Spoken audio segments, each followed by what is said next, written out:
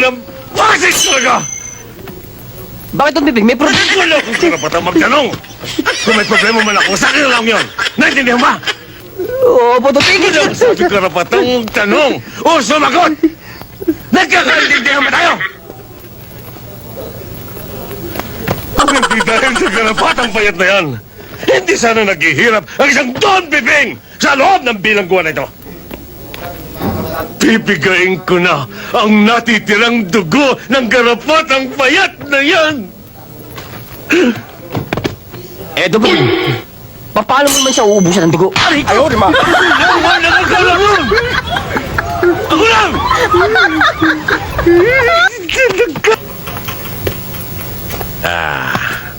Boboy, saan pwedeng kontakin ni Desiree si Kulot?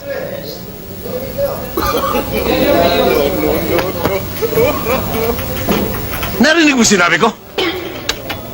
Saan pwedeng kontakin ni Desiree si Kulot?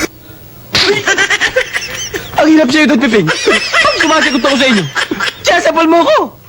Pag di naman ako sumagot, sinasapal mo rin ako. Ako pala na kayo. Sarili ko sa inyo. Ano ba yan? Ang tanong ko, ang sagutin mo! Sabi ko na, sa likod ng sementeryo. Alam ko na ho, Don Piping. Magaling. Oo, ngayon, alam mo nang gagawin mo, ha? Oho. Halika na, sis. Ingat ka. Sige po. Good luck, Desiree. Bye-bye. Oh, boy. No. Don Piping.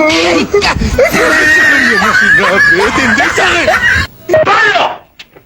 Paano nalaman ng grupo ni Joe ang bodega ng epektos natin?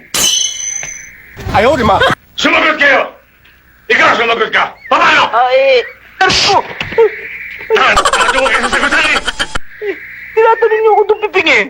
Kahit na! Basta ayoko, nasasagot ka sa akin! Maliwan ba? Opo. Ayoko, nasasagot ka sa akin!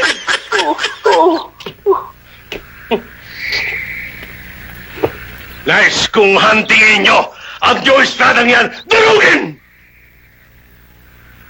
Bibigyan ko ng 100,000 piso ang sino man na makapagdadala sa akin ng ulo ng Joe. Ayan! No. Don Piping, paano kung kasama ka? Kasama ang katawan o hindi, 100,000 preso!